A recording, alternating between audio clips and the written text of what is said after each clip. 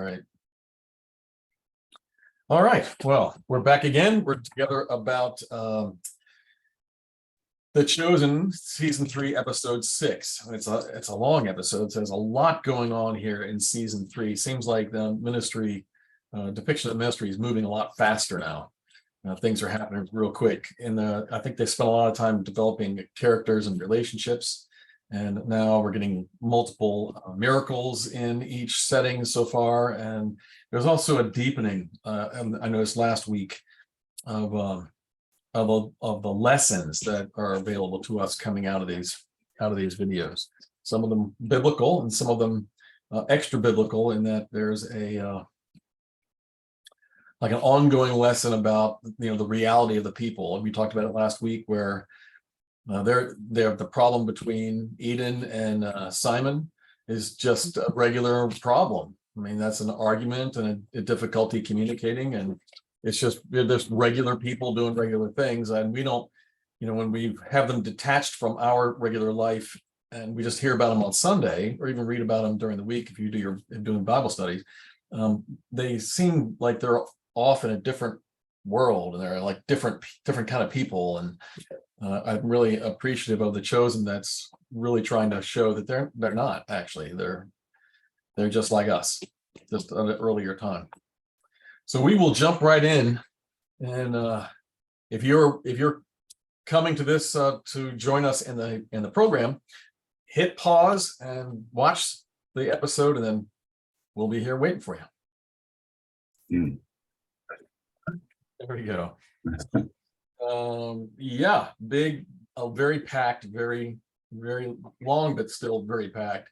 The second half, that when Jesus came back to the end, except for the little vignette at the very end with Simon and Eden, was all about the public proclamation of the Messiah. I mean, it's all out now. I mean, he's saying it himself. He's saying it through Scripture.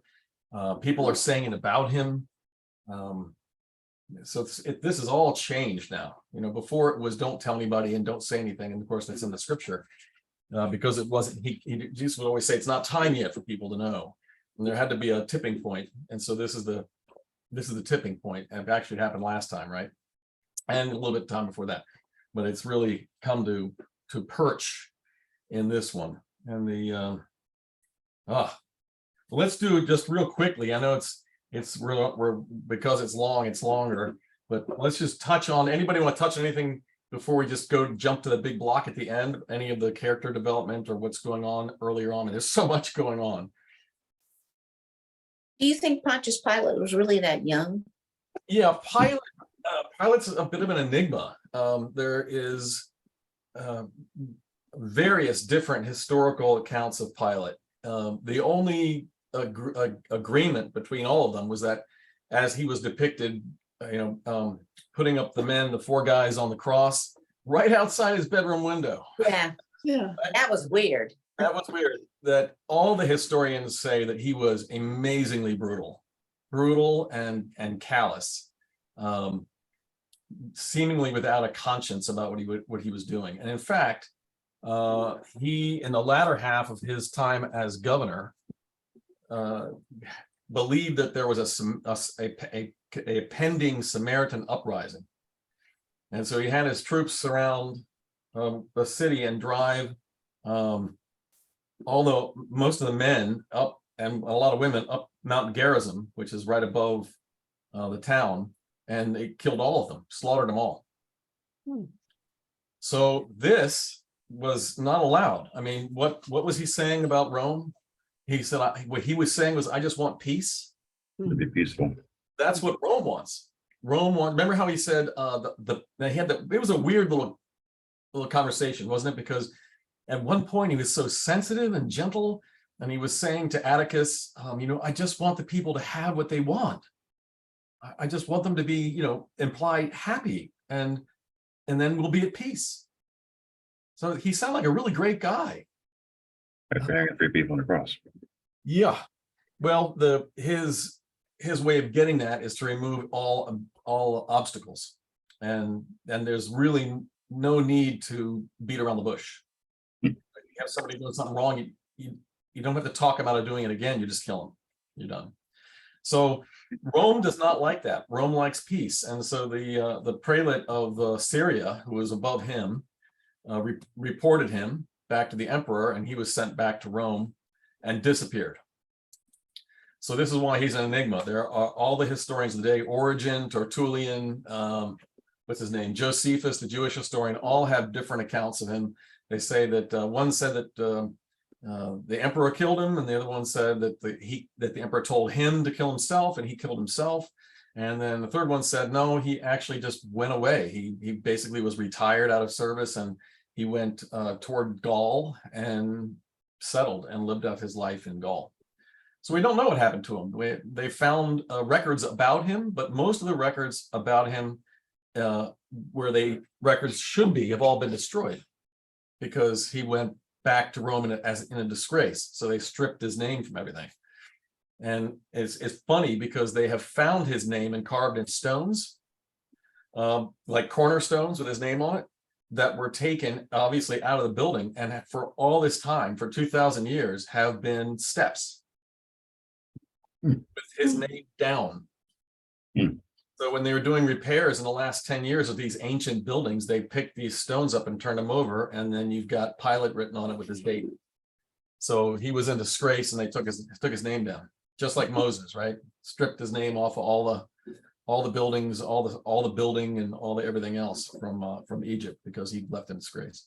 So he was an enigma. He wanted peace, he had peace, but he was incredibly brutal about getting it and keeping it, to the point where it destroyed his career. As governor, would he been above Quintus? What's that now? As governor, is he above Quintus in the Roman pecking order? Yeah, Quintus is just in charge of that, of like little Galilee right there. Not even that. Okay. And he's in charge of the whole. Right. Okay. And then the guy above him is in charge of like three countries, and then Rome's above that. Mm-hmm. The emperor. Mm-hmm. Yeah, it is pretty brutal to have those crucifixions right outside your window there to enjoy, I guess. Yeah. Well, it's the thing. Maybe if he was what these historians say, that maybe he was maybe he was a bit of a sociopath. It just didn't bother him. Yeah. He didn't enjoy it. He just didn't care. Now, remember how Quintus said, I can't stand the moaning. I don't know how Pilate does it. Yeah. It just doesn't bother him. He just that's why he told his wife, go back to bed. Yeah. Or go pick Okay, good. flowers. It doesn't hit his radar. He doesn't care. So it sounds like Atticus in that conversation there's nothing that they're going to do. They're just going to wait and watch. Atticus is not recommending doing anything. You notice that? He hasn't said, this guy's a threat, we should do something. Didn't give him any direction at all. So Is Atticus a historical figure that we know about Atticus? No, but the figure in the show is representing an actual group of Roman spies that would go around, that answered only to Rome, only to Caesar. So they had a rank, but their rank was outside the rank structure. So you had almost like a politician, but not. So you had, captains, majors, lieutenant colonels, generals, and then this guy's over here with a separate rank and title that puts him above any one of these guys when he's with them, because he answers only to Rome. And he's a spy. That's what he is. It's what he does. He goes around and basically grades all of the leadership in the region without the leadership knowing he's there. So, yeah.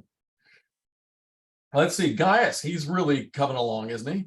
Did you see all that? Quintus tells him to get rid of the places, and He does exactly the opposite. Yeah, he helps out. Hey, your tent's falling out. Can I help you? Yeah, he's really and the end there where he took the cue from the temple guy, what's his name? Yeah. And knew exactly what he was doing to break this whole thing up, and jumped right in there. So yeah, I obviously high hopes for him.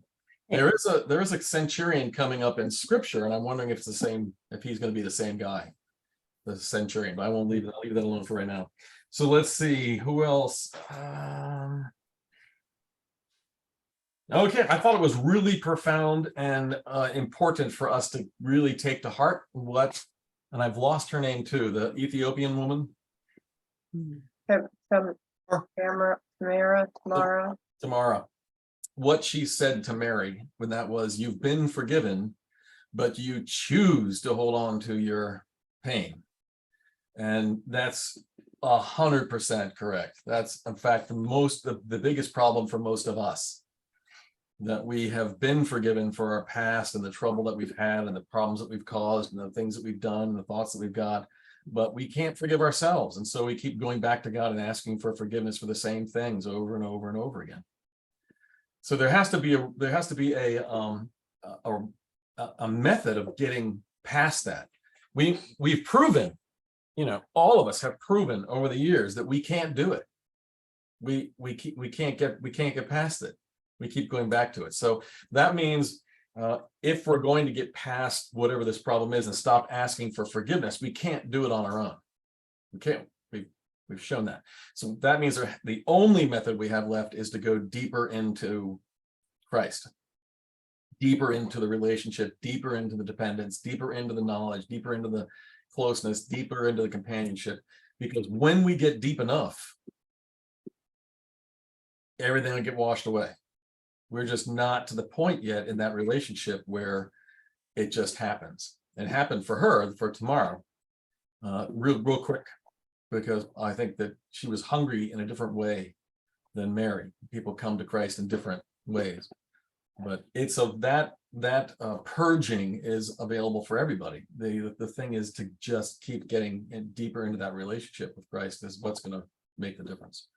So I think they did a great job when they put that in there. That's an absolute spiritual truth. Everybody needs to hold on to that and drive forward in their relationship with Christ, so that we don't have to keep going back and asking for forgiveness for something that we were forgiven, 10, 15, 30, 40 years ago. Yeah. All right, so now we're running late. So here, anything else for the relationships? Yeah, go ahead.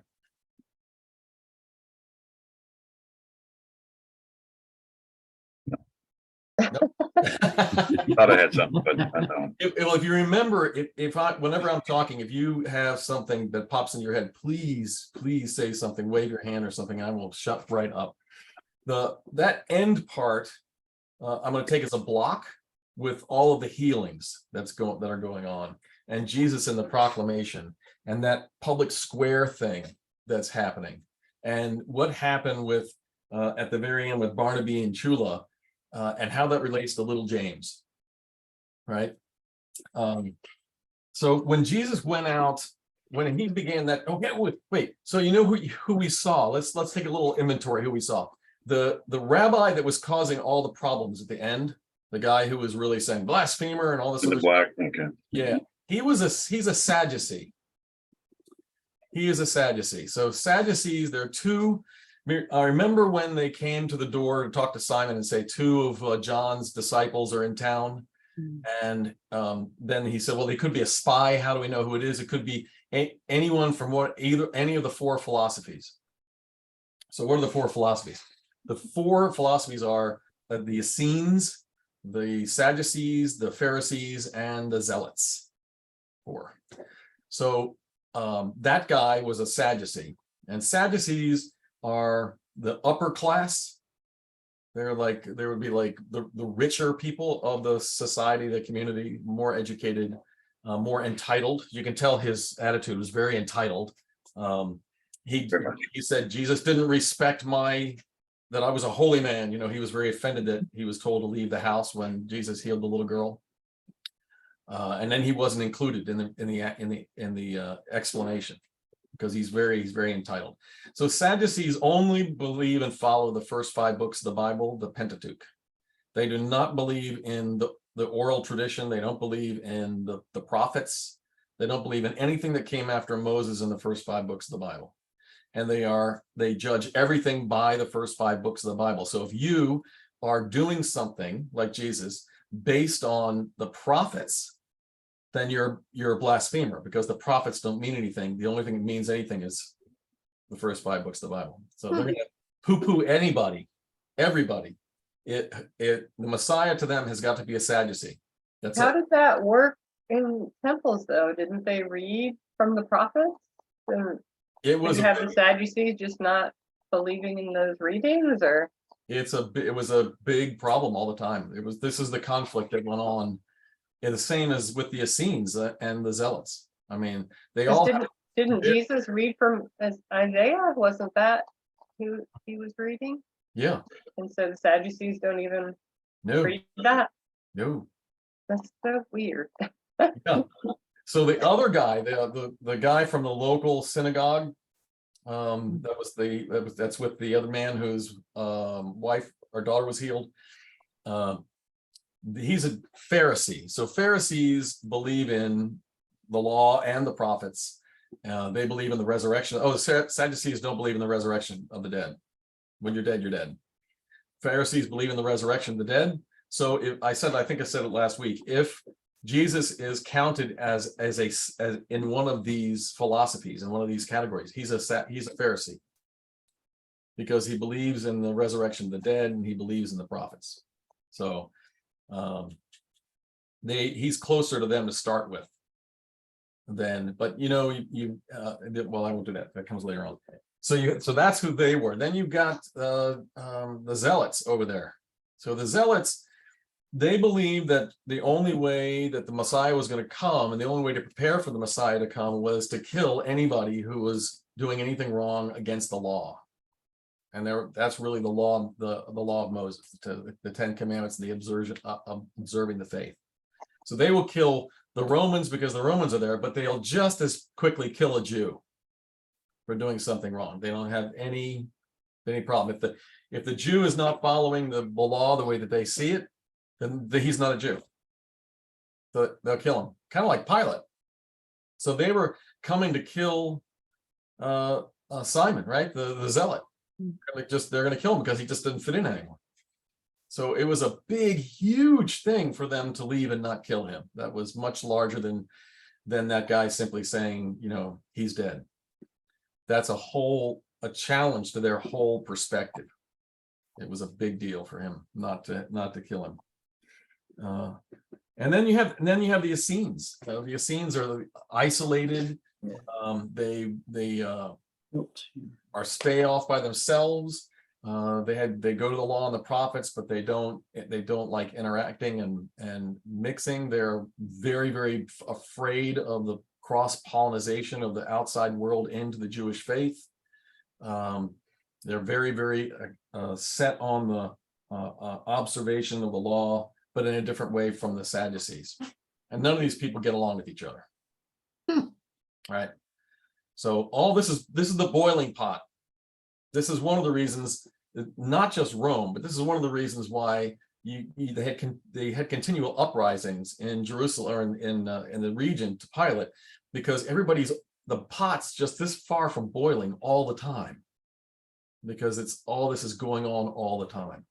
Plus, they're all waiting for the Messiah, so they're all on the edge of their seat. And then Rome does something, and then someone says something, and then there's an uprising, a little riot, a little whatever it is, and Rome has to get involved and then knock it down, and then word gets back to Pilate, and on it goes. So when Jesus was in this group, he got to address all 4 philosophies, and not just people who were mildly a part of any one of them.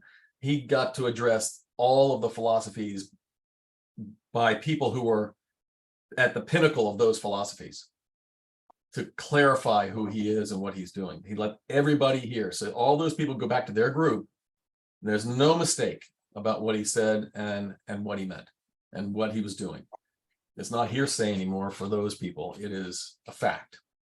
Now, when he said, go back to John and tell John, and he started rattling off the sight to the blind, the hearing to the, he was quoting Isaiah chapter 35, 5-7. It says, "Then will the eyes of the blind be open and the ears of the deaf unstopped. Then the lame will leap like a deer and the mute tongue shout for joy. Water will gush forth in the wilderness and streams in the desert. The burning sand will become a pool, and the thirsty ground bubbling springs. In the haunts where jackals once lay, grass and reeds and papyrus will grow. This is a prophecy about the coming of the Messiah. Clearly, this whole portion of the of Isaiah. So Jesus is just quoting it. You know, you see the Sadducees. The Sadducees know these prophecies. Don't get me wrong. They all know the prophecies. They just don't run the world by them. They run the world by the first 5 books. So when he just started rattling this stuff off, he's claiming it. He was saying, that's who I am. Just like, but earlier when he said in the synagogue in Nazareth, you know, I am these scriptures have been fulfilled in your hearing today. Those were scriptures about the coming of the Messiah. He's claimed it. I'm that guy. So he's really not mincing words. The Spirit of the Lord is upon me because the Lord has anointed me to preach the good news to the poor, sent me to the blind and brokenhearted to proclaim freedom and captives and release. That was the other one. Tell them freedom from captives and release from darkness the prisoners, to proclaim the year of the Lord's favor. That's Isaiah 61. So he is very, very clearly, and it's this is now in the chosen, when he does that, that's right out of the Gospels. That's none of that's made up. The Gospels say this is what he's saying. So they're taking that straight from the Gospels. We don't have to worry about that. The gentleman came from Decapolis. I can't remember, Leander or something, and said, you got to come back and finish what y'all were preaching. It's brother against brother. Yeah. It's boiling over. You've got to come back. Yep. And it was boiling over in a good way. You know, he was saying all these things like they're brother against brother and they're at each other, where it's all boiling up. And then he finishes up by saying, you've got to come back because they're hungry for what you're saying. They want more. Yeah. So it's a positive thing. He wants them to come back and speak more of this, to give more direction to the people. The people are hungry, like in the middle of a meal. So this is the precursor to Paul. I thought that was really cute when they asked him the question if the Decapolis, that's where he's going to raise his army to fight Rome. And he said, I have plans for the Decapolis, and it will be revolutionary, but not the kind you think. So the Decapolis is where Paul went. All around the Decapolis, out into where the Decapolis is where all the Jews, when they were carted off to Assyria and Babylon, and when the Phoenicians came and they ran away, they didn't come back because the land was occupied, and they just settled. And they said, okay, you know, in 15 years or 5 years or a year, when the Assyrians are done, the Babylonians are done, the Phoenicians are done, we'll come home. Well, it went on for 200 years. So they made a life, raised their children, had friends, had property, had jobs, and they just stayed out there in the Decapolis. And it's all of the towns, mostly Greek and Roman. That's where Paul came from, Tarsus. His family, his greats, he settled in Tarsus, maybe as they were being released from Babylon to go back home. And they just got tired and they stopped off in Tarsus, and then they stayed for a month, and then they stayed for a year, and then they bought a house and they got successful. And, you know, 200 years later, Paul was born. So that's why he was there. That's why Paul goes back. He's the apostle to the Gentiles. So I love the prefiguring of these events that they sneak in with Jesus talking. All right. I mean, that was so much. Weapons. Oh, this is the last one. Weapons and outside versus inside. So you can see the disciples are still living into that brainless thing where they're like, what's wrong with the disciples? They can't get this. I mean, they're just not getting it. They're all around sharpening kitchen knives. But we know what happened, right? In the garden. Yeah. When they came to arrest him, Peter pulled out a sword and cut off the high priest's ear. Not a knife, but a sword. So Peter graduated from a kitchen knife to a sword. The only way for him to get a sword was to take it off a Roman. But they didn't have swords. So it got really tricky a little bit later on. They just haven't got it yet. Who was the one that finally got it? Did you catch that? Z. Yeah. Sell it. Yeah. The Well, Lee and his buddies. one who you would think would be the only one who would hold out and say, I'm not giving up my knife for anything. He's the only one who did. He sharpened it. He took care of it. Like I was thinking about this, when you're going to put something away for a long time that you love, or give it away to somebody else that you've had, and you don't just give it to them dirty. You clean it up, you make it perfect because you respect it, you love it, and then you pass it on. So that's what he was doing. That's why he was sharpening it. He was making it perfect. And I don't know what he did with it. Did he throw it in the water? Did he bury it under a rock? I don't know. I don't think he gave it to anybody. So it's gone. I thought that was very poetic. Wonderful, wonderful touch. And then outside versus inside. So this is I think this is an overall theme that we're seeing. That's what's going on with Pilate, with Gaius, with the disciples, with Peter or Simon rather, and Eden with Mary. All of this, they're looking at how the person is living outside, living into this ministry of Jesus or response to the ministry of Jesus or whatever's going on, but they're going to the inside. All about the Barnaby and Chula didn't want to ask. She didn't want to ask. It's just like little James, right? So why didn't Jesus just heal? Because Jesus is doing what Jesus does, and that's letting the person let their faith lead them to him. There were times in the gospel where he grabbed people and healed them, but most of the time the people came to him, and they brought that way. It's their decision to come to him. So he waits for them. And it's that inside. He's waiting for the inside of the person to come to a place where they are able to come to him and give him everything. And when they are, everything is given to them. So that's the inside versus outside. I think that was when Jesus But I said think- he would be gone, the disciples didn't understand what he was saying. I'm sorry. no, go ahead. That's all. Just that they didn't get it. Yeah, didn't get it. Catherine. But his message to James, little James, wasn't that there was anything wrong with him on the inside, right? Well, yeah, it really was, because he had not come to Jesus to ask him to heal him before that. But since Jesus didn't just come and heal him, he began to resent Jesus and have a real problem with Jesus not doing it. And it took, how long would it have taken? And we don't know. It was the thing that clicked for little James was not that he had finally had enough and was going to talk to Jesus. It was the mission trip.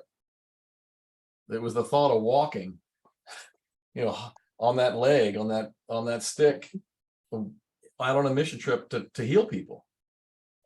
And that got him to go to Jesus to say, what, really, if you look back at it, if you change the words around, he's looking at Jesus and saying, what's wrong with you? Why haven't you healed me?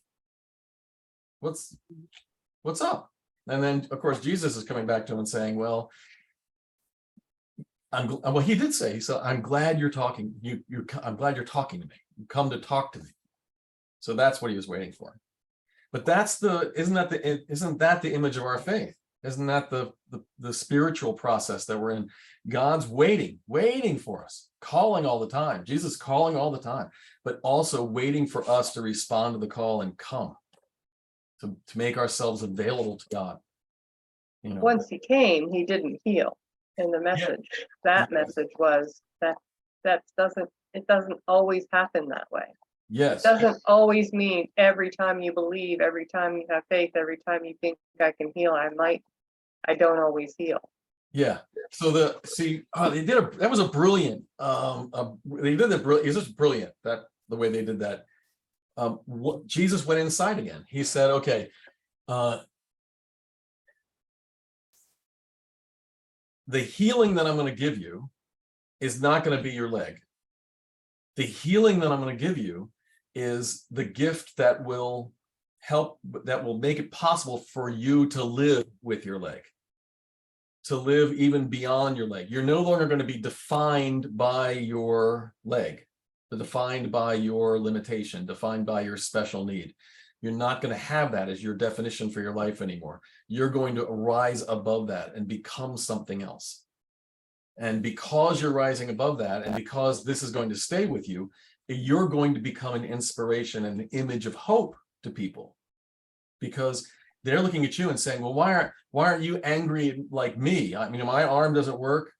How come you're not all angry and sullen and bitter and like that? And you're healing me, and you're a cripple. And little James is going to come back with joy and hope and wonder and proclamation about Jesus, and saying, yeah, you know, my leg being whole would be great, but it's okay, because I've got this relationship with the Messiah. I have this relationship with God. And if this is the way this has to be right now, then it's the way it has to be. It's just another, every time I think of my arm or my leg, I move deeper into relationship with Jesus. Well, if you want to watch the after show of that, it's the writer, you know, he tells you what he, you know, why he did it. And I mean, you said some of it, but I can't remember everything you said, but it was just, I want to go watch it again. Yeah, I It's might just- do that, since we've been talking about it, and I haven't gone to see those. So it was really, really good. And you know, the actor truly has a limp. Like, he's had 7 really? surgeries in his lifetime. So this is a real limp. And when he cast him, when the writer cast him, he had this in mind, like, I'm gonna have to deal with this, and this is kind of how I think I'm gonna deal with it. Like, they didn't ask for somebody to come with a limp. Like, it happened that way. right. And then they wrote the story around that. But Wonderful. thought that it was providence. Yeah. You know, it was a beautiful Yeah. way of delivering that message. And he talked about, you know, he knows many people who have faithful people who have asked for healing and they don't get healing, and this is the way he believes. And of course, he got lots of backlash for it, but Yeah. that's just. Well, remember Paul proclaimed, you know, I've got this thorn in my side, this bad, and we don't know what it is. He never told, but it was bad. It was something that hurt him or preoccupied him all the time. And he said, I've asked for healing, and I haven't healed, but it's okay. And they never mentioned it again. You know, it just went away. He didn't define his life by his injury. He didn't define his life by this pain. He loved the pain and in his relationship with Christ. So this is just a mirror image of that. I think they're pulling from Paul as well. All right, you guys are terrific. Oh my gosh. Can I ask you something? Yeah. One little thing. Yeah.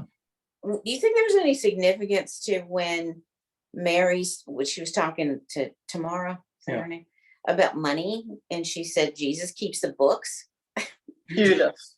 Jesus. Yeah. Well, I'm sitting here thinking, why did she say Jesus?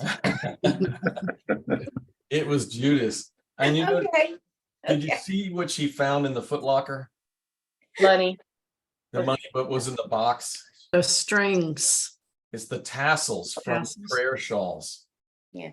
So I'm wondering, I mean, I don't know, but I'm wondering if back in the homestead that the people that they were fighting were Jews, and they would cut the tassels off the prayer shawls after they killed them, and that was like a trophy. They did that. Disgrace. I don't know, but why else would she have a whole bunch of prayer shawls? I mean, tassels. I mean, they had to be cut off the prayer shawl. Nobody would do that. The prayer shawls that the Jews had were always made really long. They would go down almost sometimes mid-thigh, because they would keep there forever. And they would get shorter over time because they would fray and like that, so that they had a lot of wiggle room, but they never go away. You don't trade up. So where would a non-Jew, get a whole box of tassels?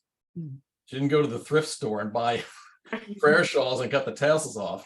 They and they're absolutely recognizable. So why would she have them? Yeah. Put them in a box in a Foot Locker. I'm wondering if the people that she was at, the other clan that they were at war with, that came and killed the parents, were Jewish or Jews. Well, that was Matthew's house they're living in, and Yes, okay, so maybe it was Matthew's. that's a good point. Maybe that whole trunk is Matthew's. Wow, I didn't even think about that.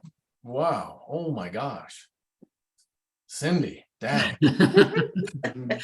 Told you I've seen the rest of this. Oh my goodness. I didn't know whose it was. No, I she didn't just know- spoiled it for us. Judas- Spoiler I alert. didn't know if Judas was supposed to have put it there, or if Matthew was supposed to have put it there. It never occurred to me it was Mara's. Plot indeed thickens. Wow. All I right. thought it was either Judas or Matthew. So I'm with I Cindy think on the only that. person it could be is Matthew, because that's a rich person's trunk. Mm.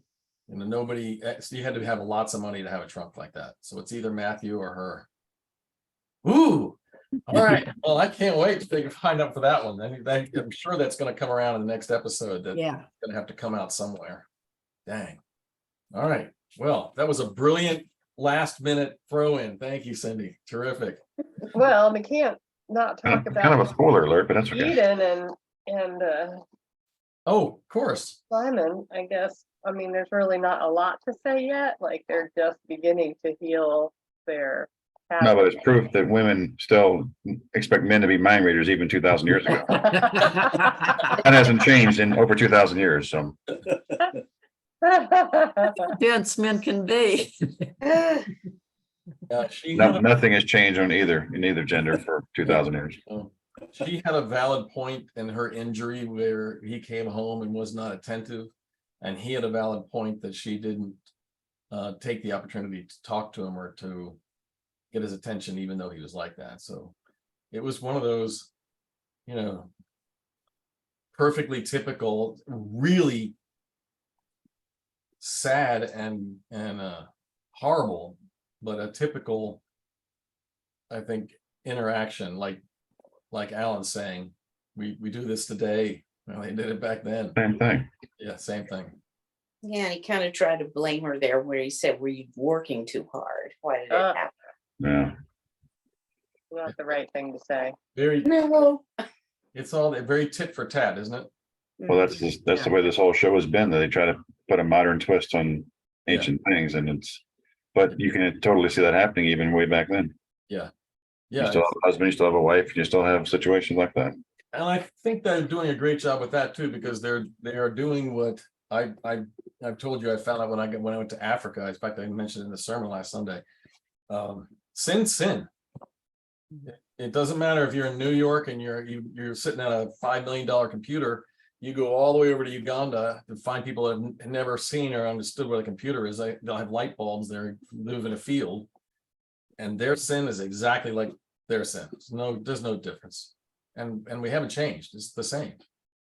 So it's just manifest in our life, and we live it out in the same ways over and over and over. So you think that with 11,000 years worth of practice, we would have this thing licked by now, but we don't. So we just keep regurgitating the same stuff over and over again. We just have this really short life, don't we? Right? If it's possible to get to the point where you're figuring it out, you seem to get to the point where you're figuring it out and then you die. Well, hopefully I don't have it figured out anytime soon, huh? Wouldn't it be great to figure this stuff out when you were 20? Gosh. Keep myself in an utter state of confusion for Oh. some years to come. Well, at least I'm glad that we ended with them back together again. They're being apart like that was, Yeah, that was rough. yeah, time. Now they can help each other heal. Yeah, no. Oh, and still, but you see, they snuck that in, and this is going to keep coming back because we hear about where Peter said, there's it's implied in there in her. We talked about this last time. It's implied in there why Jesus let this happen. And then it's implied by Peter because he's saying, she's saying you're asking the wrong person. And he's like, he's the Messiah. You know, it's an afterthought, but it isn't a pleasant one. You know, they're looking for the quick fix, and they haven't put it all together yet that way. So that will come. That's the turn of the corner after Pentecost. Doesn't happen before Pentecost. All right. Thank you, Catherine. We would have left poor Simon and Eden out in the cold. Yeah. All right, guys. Okay. Y'all Have a good wonderful, weekend. fantastic night and a good sleep. All right. Don't Thank you. forget, Vanessa's Bye. yard sale on Saturday. Come by and pick up something that you need. Okay. That's right, yeah. Have Thanks, a good Catherine. trip, Alan. Thanks, Bob. Bye. Bye-bye. Bye. Bye, y'all.